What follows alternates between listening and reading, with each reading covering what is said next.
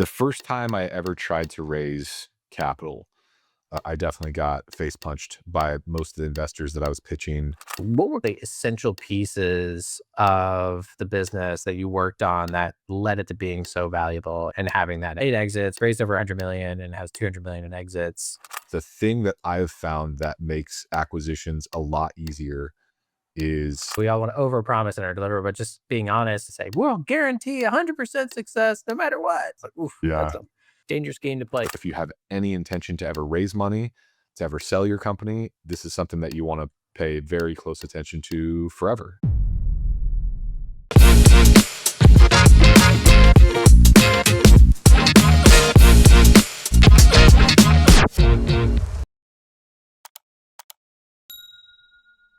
Welcome back to Fundraising Demystified. Today, I'm excited to have Travis Steffen on the show, a serial founder to the point of 8 exits, has raised over $100 million, and has transacted in M&A over $200 million.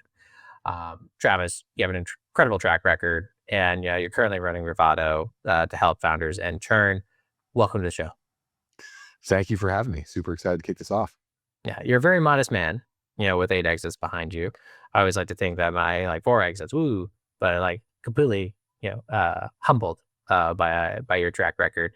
And I think it would be great for people to understand a little bit more about kind of what makes you tick.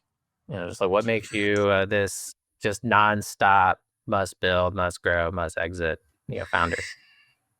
I would love to say it's something really PR friendly and inspirational to people. It is very much a compulsion at this point. Like there's some certain things I just have to see exist. And I've learned enough about myself at this point in my career to know that I thrive playing multiplayer games, so to speak. I'm not a solo founder. I've tried it before. My outcomes have been nowhere near as good.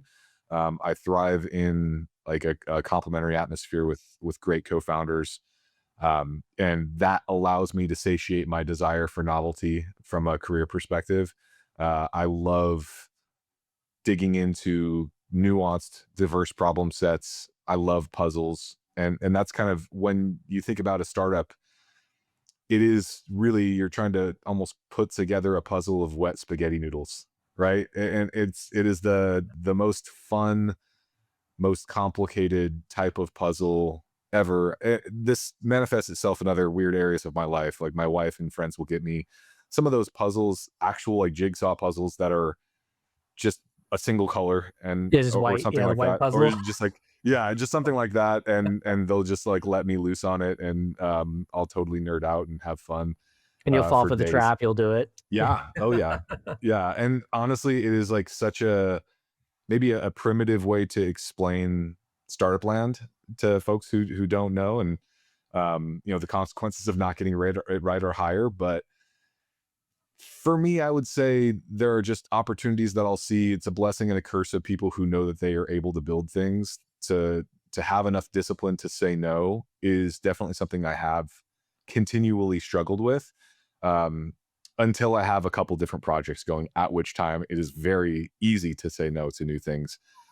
If I only have one, that's where I get myself in trouble, because I'll usually try to systemize the crap out of that business so much that I will have a lot of free time while the business is performing. And I'll think to myself, all right, time for something else. So usually on average, I'll try to start like one new thing a year. And I am ruthless with experimentation, and I try to shut things down the second I don't think that they can be what I thought.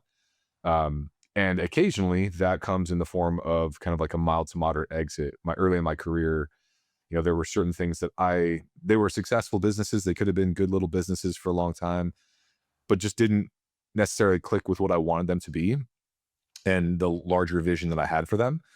And that, early on, maybe about a decade plus ago, would be a signal for me that, okay, let's see if we can find a buyer and start fresh.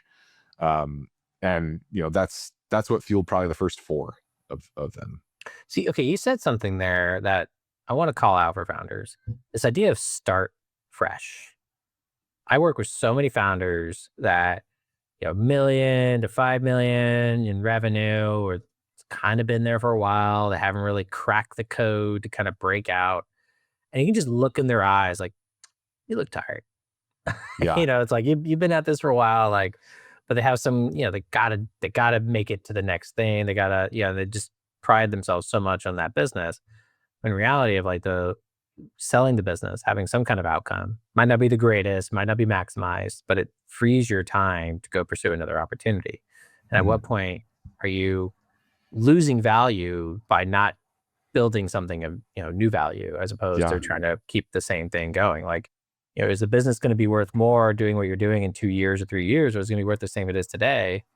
And when you Right. just think about you know inflation, like you're Yeah. technically losing money if you're not materially growing the business. Or 100%. um, And you're battling with this idea that has been planted in everyone's head since they're able to make memories. And it's this like stock recycled motivational quote that's like never ever quit ever. Everything that you want is right on the other edge of not quitting. And because of that, and it's just like the most tired recycled advice of all time, and you hear it a lot in athletics. Athletes don't have the opportunity to pivot, right? Like this is what they're doing. So they think it's great advice, and it probably is for other professional athletes. But those words of wisdom don't always apply in the same way in really robust multivariate equation of building businesses. And there is absolutely something to be said for setting the boundaries of what a successful and failed experiment look like. Because early on, every startup is an experiment. It's an evolving hypothesis. If you don't know what your constraints are and you don't know what your definitions of success and failure are, you're going to burn years of your life trying to just drag this thing kicking and screaming to the point where you're at least just even making a reasonable income. And the stress that you incur in that process is insane.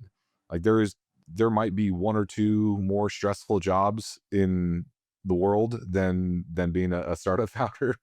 Um, I don't want to do those jobs, whatever those are. But I would say that a really good seasoned founder knows when to A, quit at something, but B, not label it as that. Because it is a little bit of an ego bruise to say that or to label yourself as a quitter in some way. But I can't count the number of failed experiments I've had in my career. It's a lot. Yes, there have been 8 exits. There have been a lot more that have not done anything. And when you find something that actually clicks with the market in a variety of ways, oftentimes we'll talk about in the startup world, they'll talk about product market fit a lot. Um, I like to think of it as actually like 5 fits: market, model, channel, product, and message, and they all have to bi-directionally fit together with one another for you to have the ability to scale at the rate that you should. And you really know when you've clicked into some sort of solid fit. It just is a very different thing than any other thing that you might start that is a failed experiment. If you have to ask yourself if this experiment is succeeding or failing, it's probably not succeeding in the way that you want. So being able to collect those as quickly as possible, like Zuckerberg is famous for just ruthlessly cutting failed experiments as quickly as possible. And that's one of the few things that founders can look to him for these days is just that still remains. I think it's a valuable lesson. And it's one of those things that I fall prey to sometimes where I'm like, all right, we're gonna try this. And it's like, didn't really hit the goals that I wanted. Maybe try again. Like try another time, try another time. I'm like, wait, Mhm. why am I doing this again? Is this the right thing? Does this add material value to this business anymore? Like shit. Right. How much time, how much money did I lose chasing this thing that should have never started in the first place, but did and could have been killed at any point in time? Yeah. Um, so speaking of killing things, let's talk Mhm. about the silent killer of businesses, and that Let's is do it. churn. That's a word you've used before in calling churn Yeah. the silent killer. It- Yeah. let's define churn because it's funny. Like when I talk to businesses, they go, "Oh, our AR is this or this is that," and like our stats are this. And I was like, "Okay, what's your Mhm. churn?" They're like, "Ooh, Yep. it's a little complicated." Yep. They never know the real answer. So Yeah. walk us through what is churn. It is. I'll say it's the most important, by far, the most important growth metric, mathematically speaking, as it relates to recurring revenue business of any kind. It is often one of those stats that is neglected because it's tricky to understand. Unlike customer acquisition, which is very cut and dried, churn is a wildly multivariate puzzle. And there's never just one reason for churn. There are occasionally moments that are mass churn events, something where you have an outage or there's some really poor decision or a significant disruption to your business model. I mean, we just saw this with Chegg and with Stack Overflow, beloved companies for many years, got disrupted by AI, lost 90% of their market share in a year, right? And it was nothing to do with what they were doing or not doing. It was just, this is a new business that completely took the value that they were offering for years.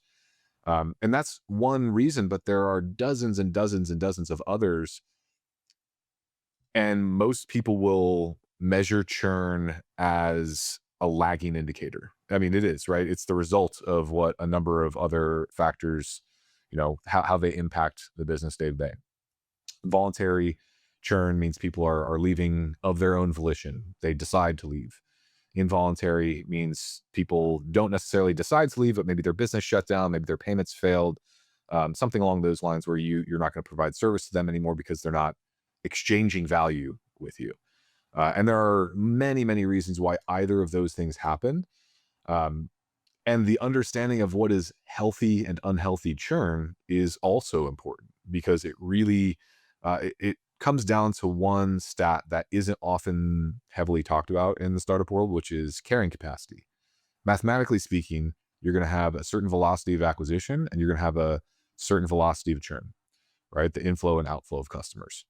For every single business, there is going to be a moment in time where that particular company, unless something changes, has reached a carrying capacity, which means you are flat. No matter how many users you pour in that day, you're going to bleed out the same number of users. And if you don't know what that number is, and it's actually really easy to calculate, if you don't know what that number is, you're in danger because you might have a really great month the month prior, and then you hit that mathematical carrying capacity and you're flat. Nothing has changed. Performance is still exactly where it was, but you've ignored this churn stat for far too long. So, one of the reasons that we would call it the silent killer is there are probably 10 times more solutions out there and more people creating content around customer acquisition in contrast to customer retention. I would argue that customer retention is 10 times more important than customer acquisition. It's also cheaper to have occur, right? So, at the end of the day, if you have an overemphasis on acquisition metrics, oftentimes it's because all the content you're consuming in your world is based on that. There's also, delayed visibility because it is a lagging indicator. You want to find a leading indicator of churn for you. Oftentimes that is customer engagement. If they're actually actively getting value out of the product in real time, they're going to be less of churn risk in comparison. The misinterpretation of growth signals as well. If you don't have like cohort analysis in place, if you don't have the ability to actually slice and dice your data so you can tell why things are happening, you're just kind of monitoring for them from afar. It's almost like you're watching a movie and you have no impact on it whatsoever. It's just something that you see, and then you go back to doing what you do every day and just focusing on acquisition. So those are a couple of things that come to mind. But when you hear, like, for example, a SaaS founder who reports their churn on a monthly basis, and they might say something like, oh, well, we're churning, 10% a month or something like that. No big deal. Very big deal. Massive deal. Like if you annualize that, it's insane how much you're pouring out the other end, and you're probably already at your carrying capacity or almost, at some point. So Well, that's basically turning every customer every year, or like less than pretty a year. much. Yeah, Yeah, pretty much. that's painful. It defeats the whole purpose of a SaaS model. You're Indeed supposed it does. years. Um, so I appreciate the education, just like exposing founders to how they need to be thinking about churn and what it could do to their business. What made you aware of churn in your own career and your own businesses to have this level of understanding to where it is now? The first time I ever tried to raise capital, I definitely got face punched by most of the investors that I was pitching, and it was all around our retention rate at the time. And we actually didn't end up raising for that business because retention was not, it was not going to support a venture model. So we actually had to figure out how we were going to bootstrap it. Eventually, sold the business maybe a year later to a company who had solved that problem and wanted our customer base. So through that lens, just realizing how critically important that was, I did a little bit more research at the time, realized, everywhere throughout tech, big tech, mid-size companies, et cetera, the ones with the better retention rates had a way higher valuation across the board. And it might have been almost the exact same company. It just had a better system for keeping customers for longer. Those stats are paid heavy attention to by the investing world, by the M&A world, et cetera. So if you have any intention to ever raise money, to ever sell your company, this is something that you want to pay very close attention to forever. It should So, be at the so forefront of your mind. let's unpack this. Let's try to Mhm. capture the value understanding of what this meant for your business. So you try to raise money. Do you remember how Totally. much you try to raise or what valuation you're trying to raise at? Yeah, at the time I was running a business called Upshare. It was probably about 10, maybe 12 years ago, and we were a platform for online media companies to build some sense of collaborative virality into their products. So, what I mean by that is essentially we would incentivize the act of their ICP sharing content across social media that they'd created, um, with the thesis that those companies would get exposed more often to ICP, clients that fit their media brand, and they just wanted to make sure that they were able to give a boost. And the people sharing would get points, like tokens, essentially for real rewards in our reward store. So it was like this fun little loop, and it worked. But the companies that we were acquiring were small media companies, and anytime there was a bill that they had to pay, if they hadn't cracked the code on their own monetization, which most had not at that time, they were just scratching and clawing through ads to get some traffic and so forth. They were churning like crazy. And now we were acquiring a lot of customers. I think we probably acquired like 250,000 customers with the first 3-4 months, just being live on some of the integration stores for the media company CMSs. But we could not figure out a way to keep them in mass. We were getting so many in through organic sources that we couldn't control. So we didn't have the ability to be really precise in who we were acquiring. So we're just onboarding everyone with a pulse that found us, and a lot of people found us, and then most of them would leave. So when I think I went out to try to raise something small, I think we were trying to raise like 1.5 or something along those lines, and it was just like my first ever round. I did not know what I was doing at all, and we just we could not get past the first couple questions about retention because we would share the stat, and they're like, "This is just not going to fit with our model. I'm sorry." Like a really cool idea, but it's not going to work. And they were right. I didn't understand why. I just kept thinking to myself, this is not as big of a deal as they're making it. They don't understand. These are just money guys, right? They don't get it. And eventually I kind of had to go through and realize exactly why by you know, getting to our own carrying capacity that then suddenly, okay, we had to figure out a way to acquire more customers. Because at that point, the analogy I would make is we were sitting in a boat in the middle of the ocean and we're bailing out water. If we would have stopped long enough to plug the leak, the boat would have sunk. And that is the story of so many founders, right? Who neglect this sort of thing until it's too late. So that got me interested in the space. I mean, it took me years to create something that attacked the problem specifically. But once I did, it definitely hit home and felt like one of the more important things that I had worked on. That's a powerful visual because, like, I imagine every founder thinks they can do it all, bail out the water and fix the leak, but it's a pretty powerful thing. It was like, no, we would have sunk. Yeah. That was inevitable. That's a powerful visual. And when you end up selling that company, you know, was it Was there a financial outcome? Was there at least something there, or did it Yeah, basically?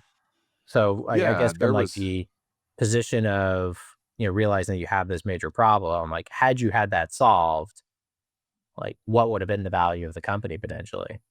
The value would have been far higher, I would say. It's hard to say exactly what it would have been, but the outcome was decent just because it was bootstrapped. Had we raised capital, it would have been not a good situation. So that's what I would say there. But because it was bootstrapped, like there were a few bucks, after paying out the team and whatnot, that I was able to use to build the next thing.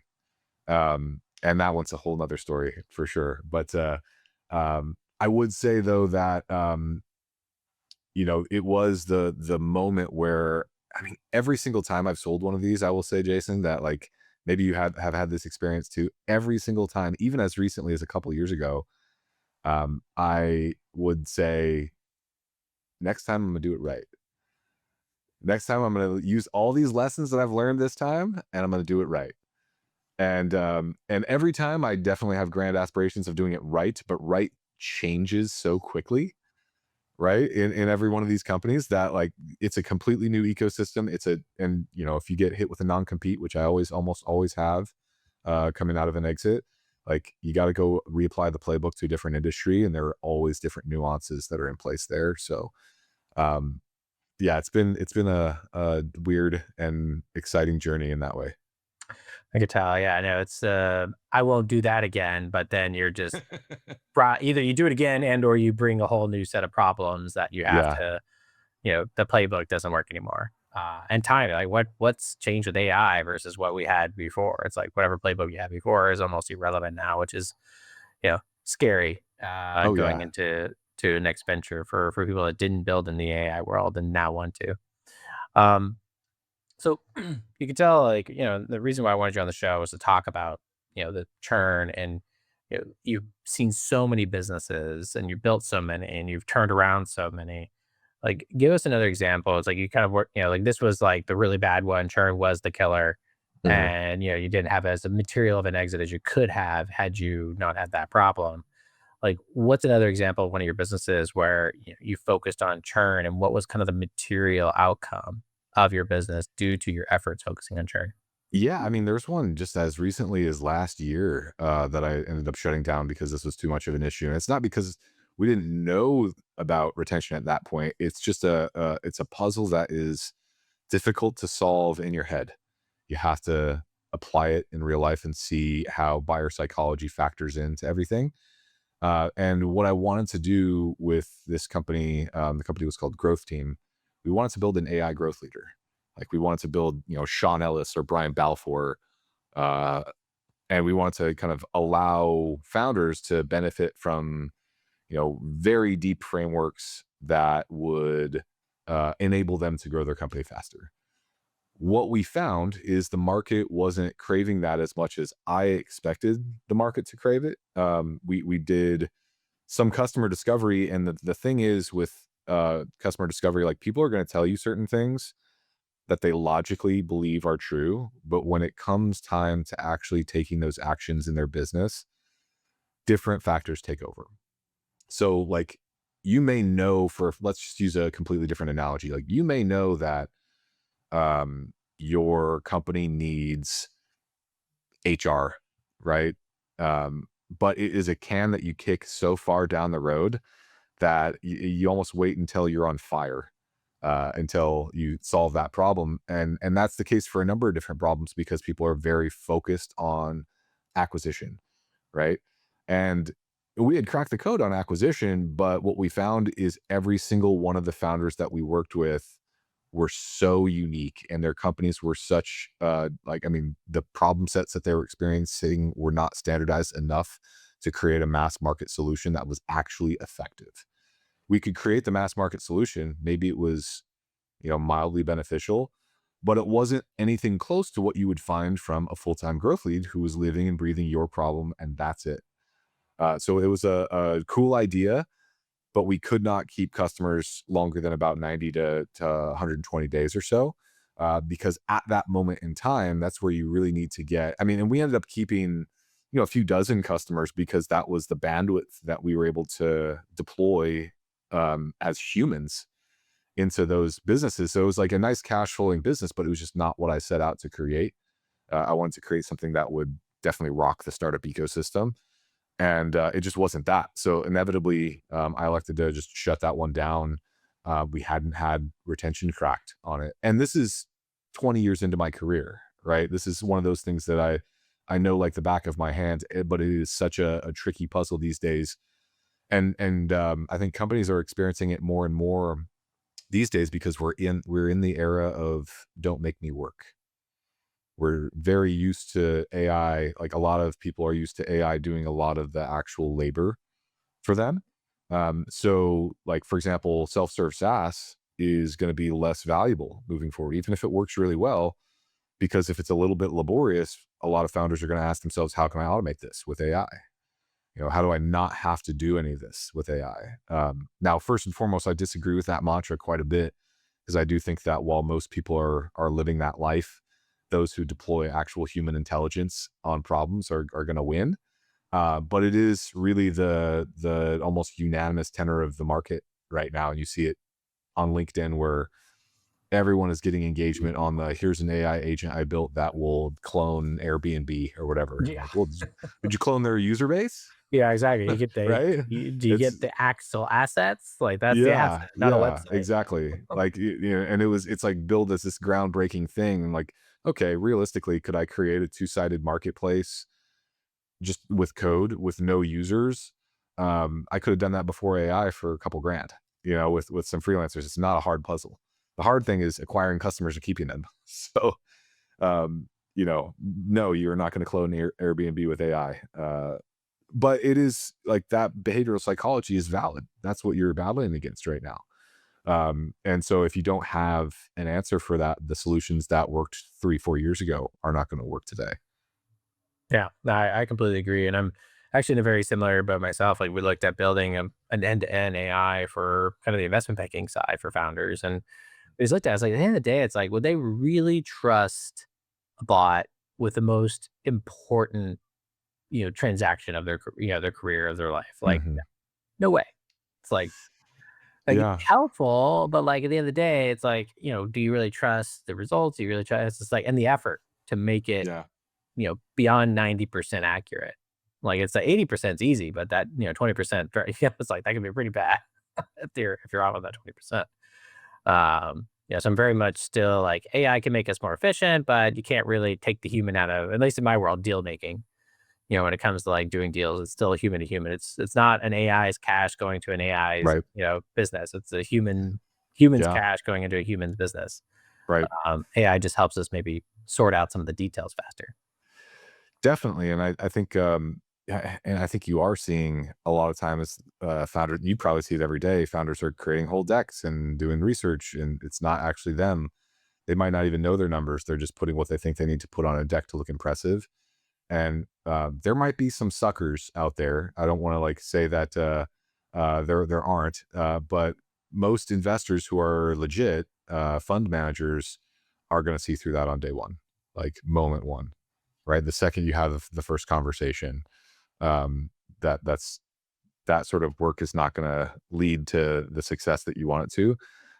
But for some reason, I mean, I'm not sure why, people are definitely allergic to the work that makes them the money. So that's Yeah, going to be a moat. no one wants to work hard for the money. Everyone wants it Mhm. easy, and there are, you hear the stories occasionally, people doing it, but at the end of the day, it's like they make it look easy after they did all the hard work. Yes. It's Yeah. like We just, you for forgot about example, we closed around on Friday for one of my companies. We closed about like a $15 million round that'll be announced on Tuesday.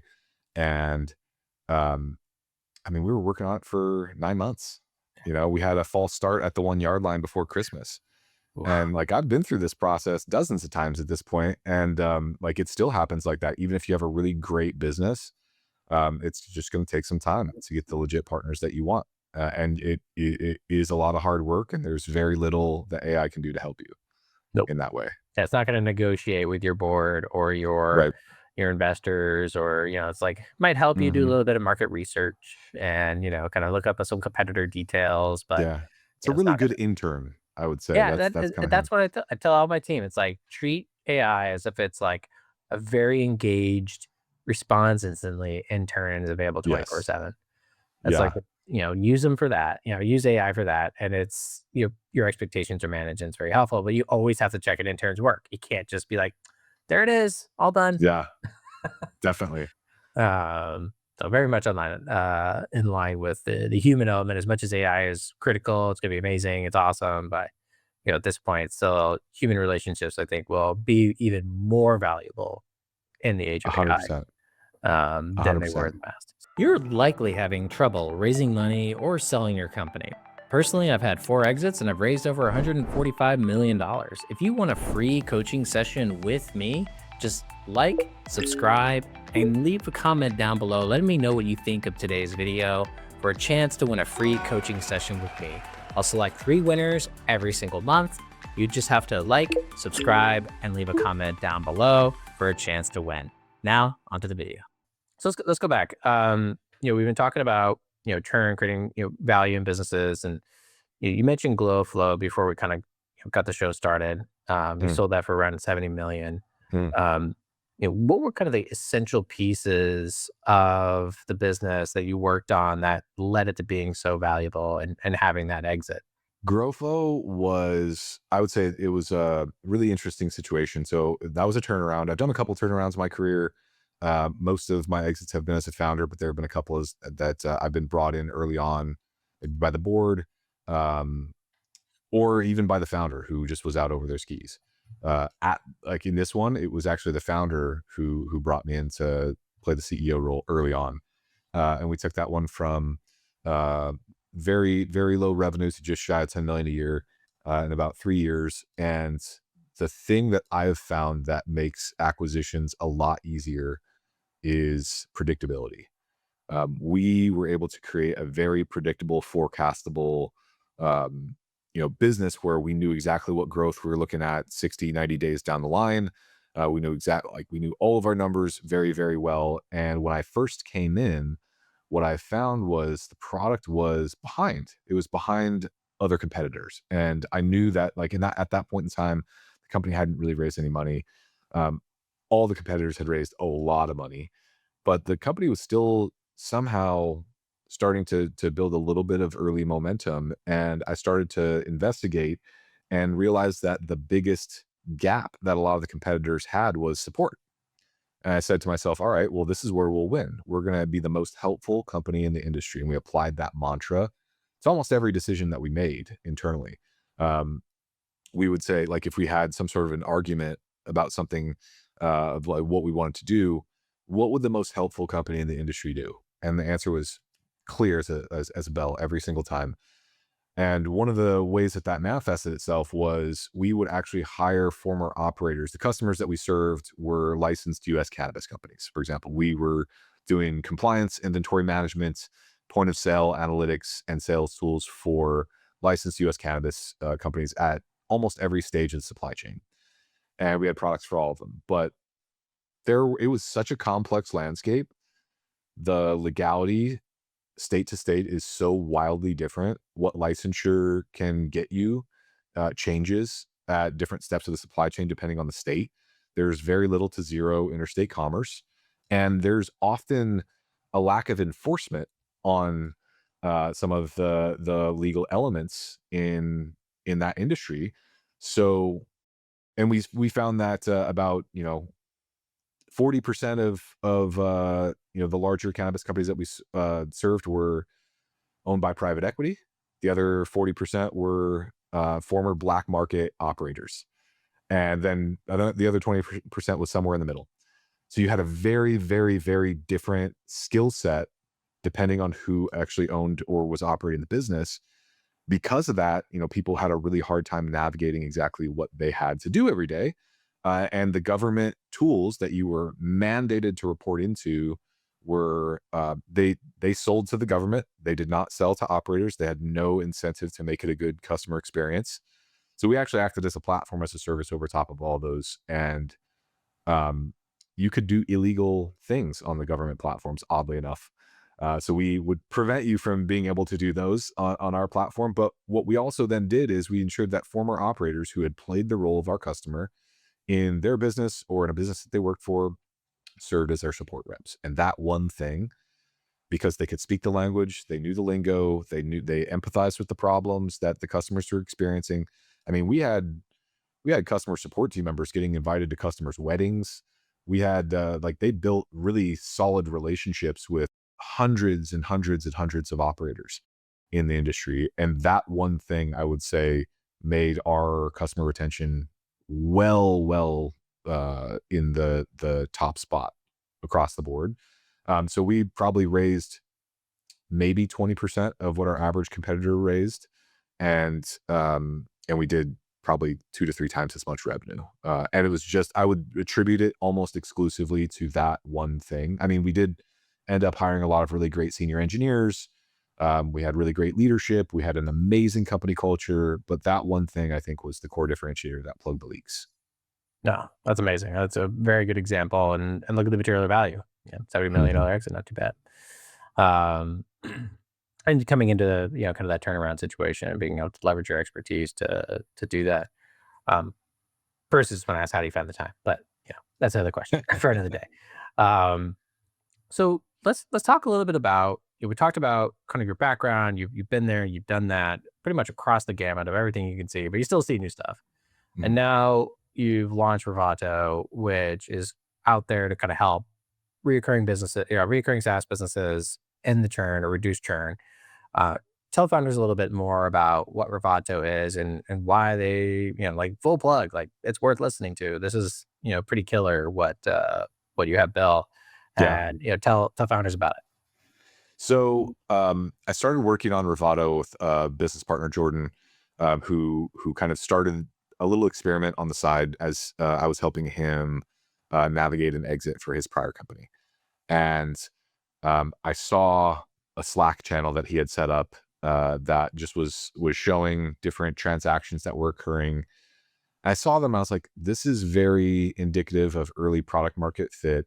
I was considering starting something new at the time, and was playing around with a couple ideas, and just started to dig in with him a little bit, and we just played around with the idea of co-founding something together.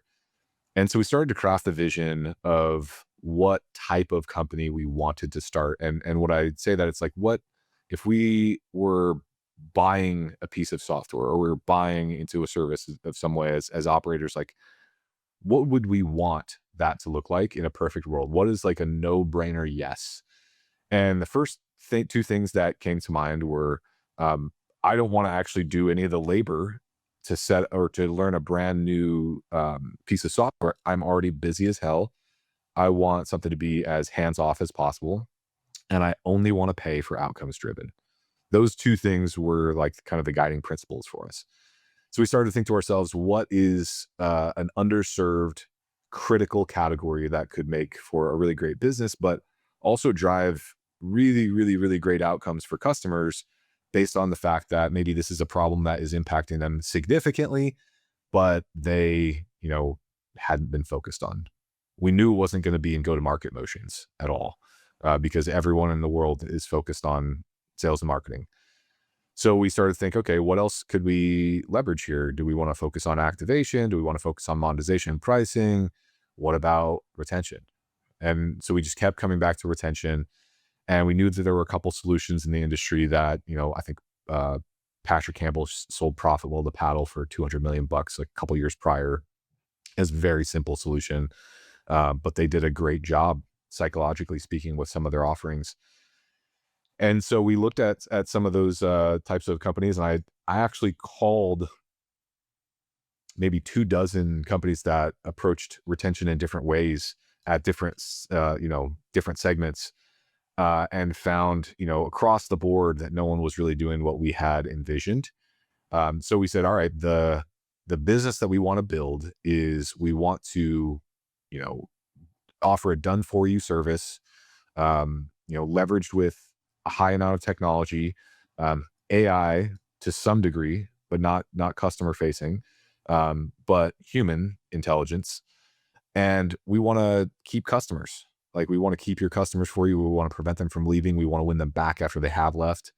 And we just want to take a commission on the win. So we're going to take, I think we started with, um, like where we are now is where it's a 20% commission on customers that we keep for you, the MRR of that customer in the month that we save them. And next month, it's all yours again. If we don't drive outcomes, we don't get paid. So we're heavily incentivized to make it be the best in class solution that you know for a fact you cannot replace yourself and build on your own. Over the course of time, we were able to took about 6 months to experiment with something that actually drove enough outcomes to build a business around. And then we've just iterated on it every single week since then. So since we went to market with it about a year ago, and maybe just a little over a year ago now, I think we started in like April, May of 24, where we actually started to go out to market with it and try it for a couple companies. And it started to work really well for a handful of companies. And we said to ourselves, all right, like, let's actually build a business around this. And we elected not to raise. This company is going to be bootstrapped end to end. And what we found was just human relationships in the same way that we built them at GrowFlow are where, the business actually does incredibly well, because we're in Slack with every single customer. We're sharing data in real time, but they're able to be editors, not authors of everything, clients will. And we're tackling a problem that they know is a problem, but they have absolutely no idea where to start outside of just improving their product. And even when that piece is in the equation, like, we have to have a better product. What does that mean exactly? For who, where, in what way? Most founders just get so stuck in becoming a feature factory. They might just put little mild improvements around something that's already not working. And they're not taking big enough swings to actually answer the reason for their customers leaving. That was one of the things that we wanted to do. Like, let's create decision intelligence here, where you actually know exactly why everyone's leaving and what to do about it. Any of the other involuntary churn, we completely handle hands off for you. When it comes time to gathering information about why people leave, we do that as well. And then we try to keep them. We go back and survey your customers that you had cancel months ago. And like, we will survey them and get to the truth, and we will have to offer them a little bit of incentive for their time. But you're actually going to get the real truth and what you need to do to improve. So at the end of the day, essentially what the offer is at Revatto is, it is hands-off, done for you, performance-based retention for subscription-based and recurring revenue businesses. Our lowest customer, I think they have an $8 a month subscription. Our highest one is like $6,000 to $7,000 a month. As long as you have subscriptions, as long as you have a reasonable customer base, and you have a churn problem, basically we are an eat what you kill shop. So we use technology behind the scenes. Like, we have a full software platform, but you never really have to use or see it at all. We will send you data. You can be as involved as you would like to be on that front. And then you get a Slack channel with us. So we're actually sharing edge cases for you in real time. We just actually had a company that was referred into us by an investment bank partner that we have, they were going through a sale, and they thought they had 65% churn. And we're looking at it, and we're like, something doesn't look right here. And we just found through their payment processing configuration, which is one of our first steps in onboarding, they were double counting their churn. Oh, wow. And they were going to the market with that stat. And yes, we deployed our services and all of our products on every type of churn that they could think of, and it it's working quite well. But within 2 weeks, we sliced off $100,000 worth of churn for them, just because of the incorrect setup. Now, this particular company is an outlier, because it's one of those one-man shows where they're doing maybe several $100,000 a month, and it's just one dude vibe coding stuff in his dorm room. And it's a really, really cool Is it situation. M&A process? In an M&A process, he's gonna get bought, especially now. He's gonna get bought, but he would never. We're talking millions in lost value had he not come to us, just because of that one issue. He would never have found it himself. Yep. So little things Revatto like would that. be very happy. Yes, exactly. So at least he got but to yeah, recognize the that's value. Yeah. Totally. But it is another reason why, people come to us is because they just don't know where to start. Honestly, when you told me about this, a couple weeks ago, I just like this has to exist and everyone has to know about it because one, it's like one of those like drop dead amazing offers that are just like take it. It's like if anyone out there has any level of churn, doesn't even know their churn, you know, Hmm. definitely got to reach out to you guys and have this conversation to figure out, what could be material. Like we had business, same problem, taking them through an M&A process.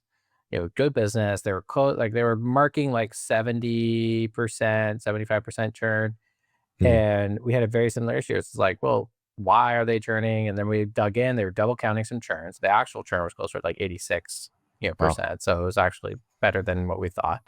Yeah. They were basically double counting some things. And then, we looked at what the core issue was and it's like, okay, it's literally just like helping them. They're leaving a particular platform, but they can go with them and no, they didn't Right. know. And, now that's where they're putting all their attention is, making it very clear to these, customers that they can go to this other platform with them, and building out the processes to do so. And yeah, it makes a material outcome for the business. The valuation of a business in an M&A process plummets if churn Hmm. falls below like 90%. Yeah, it depends on the business and the revenue size, but like, it falls below 90%, it will honestly kill a deal. Like private equity in particular, they'll just say no, they'll pass because it doesn't have a certain churn ratio. So it's just, as you think about the value of your business and what it could or could not be, churn is one of the, as you mentioned with investors and everyone else, it's one of the first things people bring up. Everyone's like, oh, we're doing 2 million, 4 million, 5 million ARR, blah, blah, blah, blah, blah. It's all great. It's like, okay, well, what's your churn? Ooh, like Yeah. it could just like kill the mood real fast. So if you don't know it or if it's bad. Um, always love when founders like kind of dodge. They're always like, well, it's like a little over here, a little over there. Yeah. What were we But it's talking fine. about? Right. It's fine. Yeah, Yeah. It's no big deal. Right. yeah, yeah. Like, what's the number? Well, they don't actually ever bring it Yeah. up. Let me check. I'll get back to Yeah, you. let me get back Yeah. to you No, on I that hear you. report. Goes back to Steve. What the hell do we end up? What do we say? Right. It's gonna be a Yes. disaster. Yes. How do we put lipstick on this pig? Exactly. Exactly. So for anyone that's listening and they want to take advantage, what's going to be the best way for them to reach out and learn more? And I think you mentioned you had an offer for listeners if Yeah. they want to take advantage. Yeah, we do. I mean, if you want automated customer retention for your subscription based business, and let's say you don't believe what I'm saying here, that we can substantially help you within the first month, we so far we have never turned a single client of our own, not Practice what you not a preach. single one. And essentially we do that on our end because we only charge for outcomes. Right. So like if you start with us, if you onboard, which takes about 15 minutes, reach out at Revatto, REVATTO.com, and just schedule a demo. Typically, you're going to talk with my co-founder, Jordan, and he's going to show you the entire system. We're going to walk you through it, soup to nuts. If it makes sense for you to try it, we'll onboard you in about 15 minutes. We'll get you into shared Slack channel. We're going to share you data in real time. If you have any interest in seeing how the sausage is made, we're very transparent in that way for clients. But we will offer you $1,000 in free recoveries, so that like at the end of that 30 days, for example, one of the things that we also say is if we haven't crushed your existing system for keeping customers, if we haven't not just beat it, but like destroyed it, and what that threshold is up to you. We can shut it off. We won't pay or we won't bill you anything at no commission whatsoever.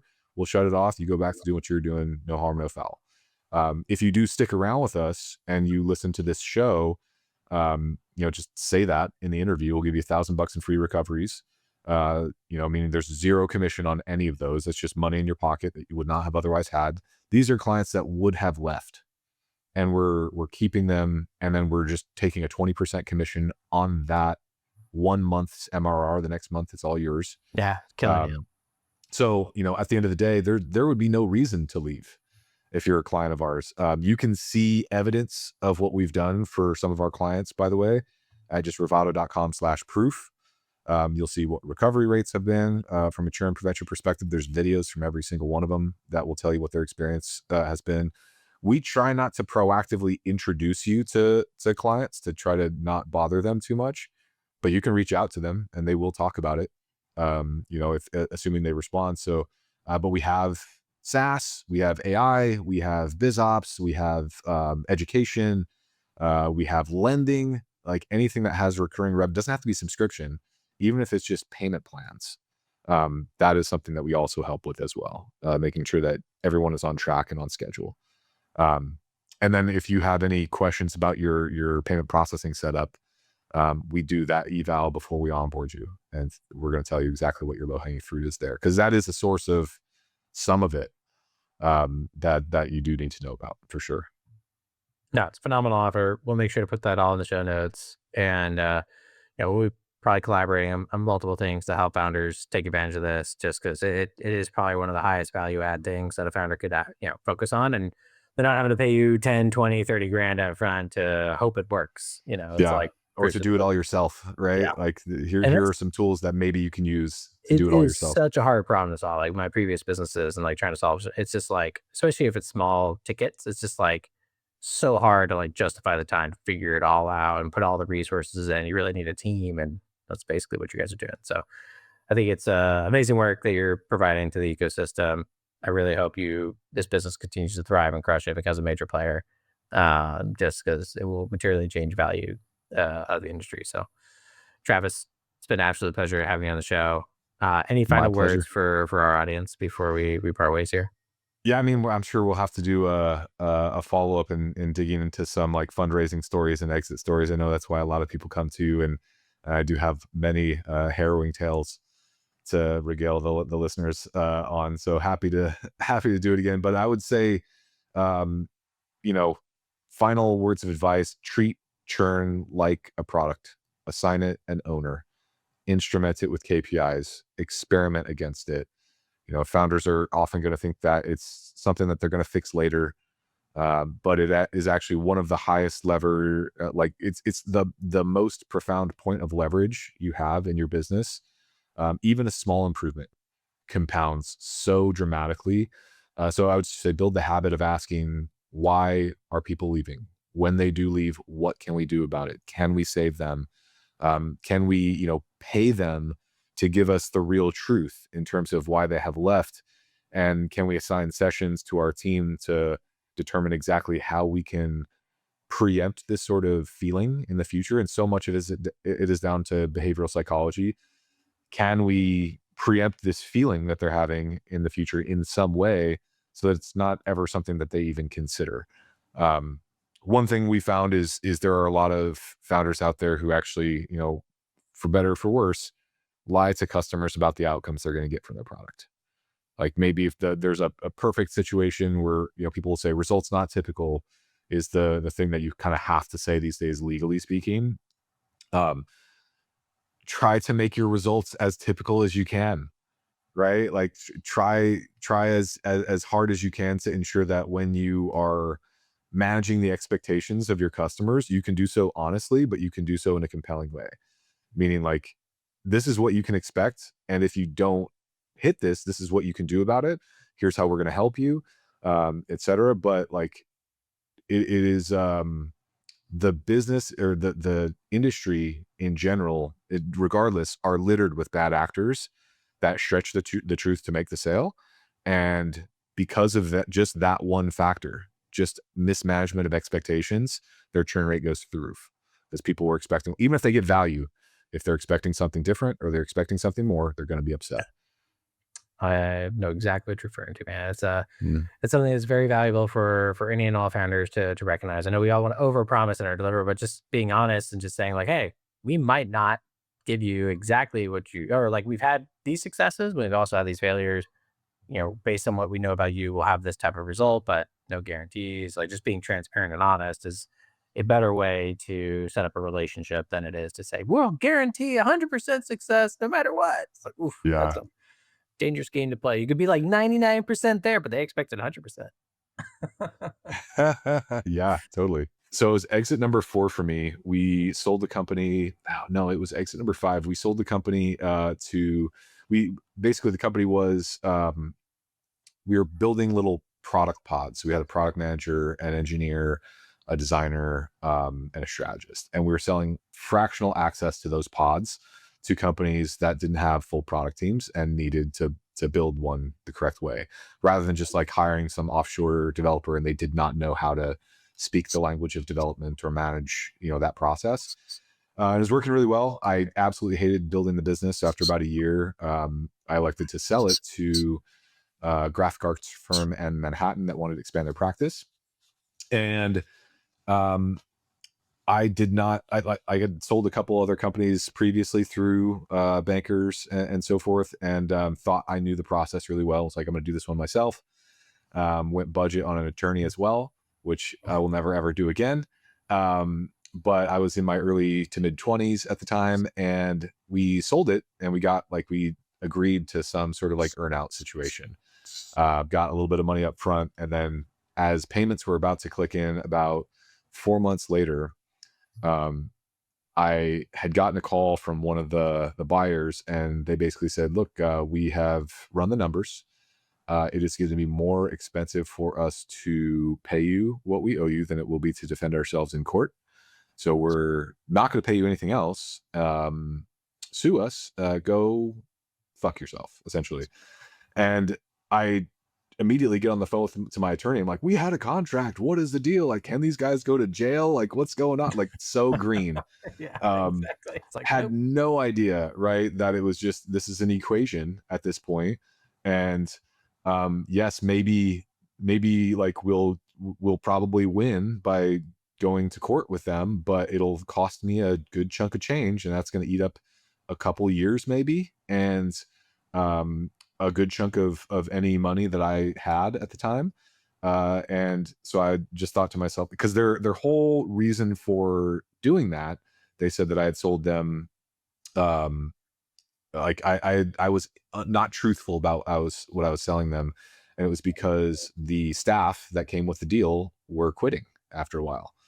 They did not like the new ownership, Yeah, and I well, you're an like, asshole. I thought to myself, I'm like, this sounds so ridiculous, but I had gone budget on an attorney, and I did not go with a banker, and I did not get the specificity in my deal docs, or have the protection in any way, in case some sort of like bad situation occurred like this.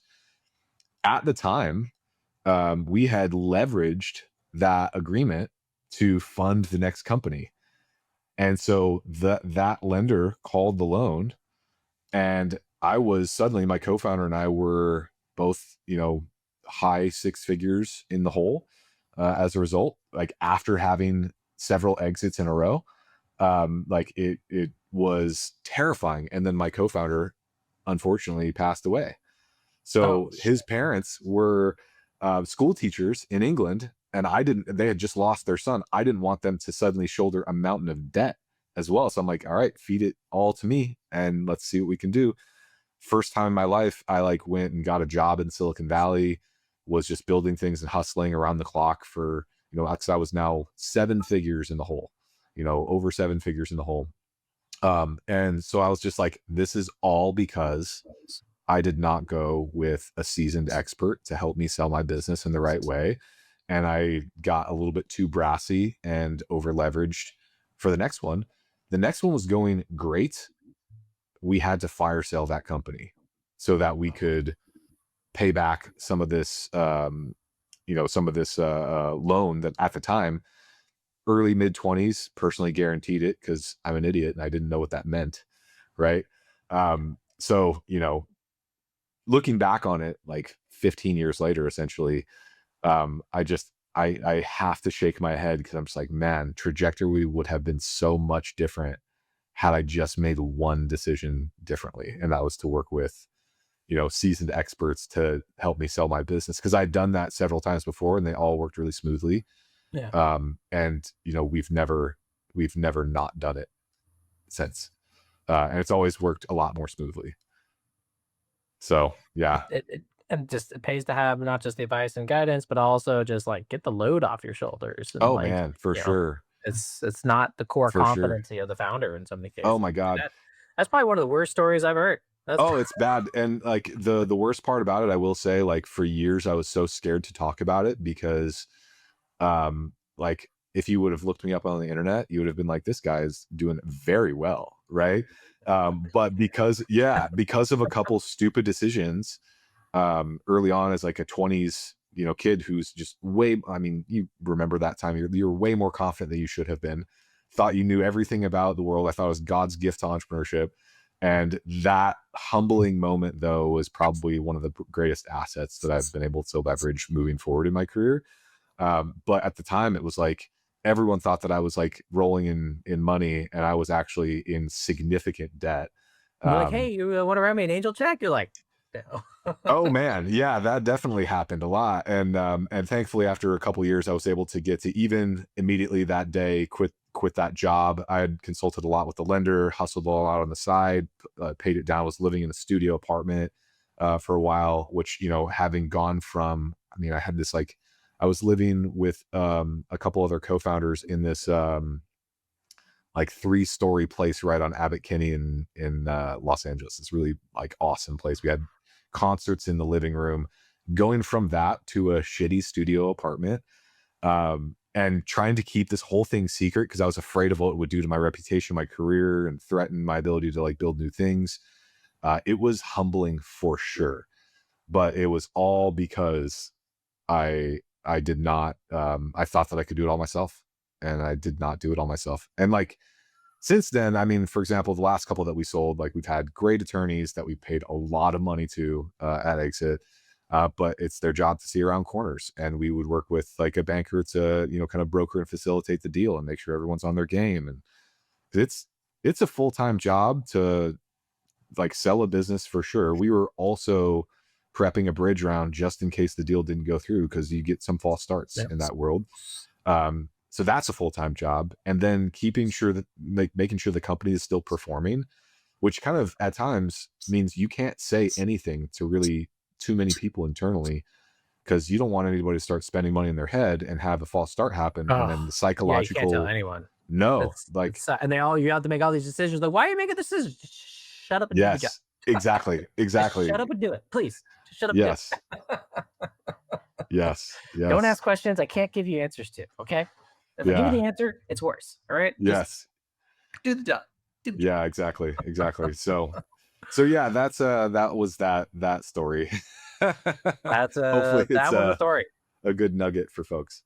That was obviously my personal favorite. Yeah. But obviously that's a but like I now explains why you're so humble. Yeah, it's like Appreciate it. with Yeah. the track record you Yeah, have and all that kind of stuff. You're just like, yeah, it's chill.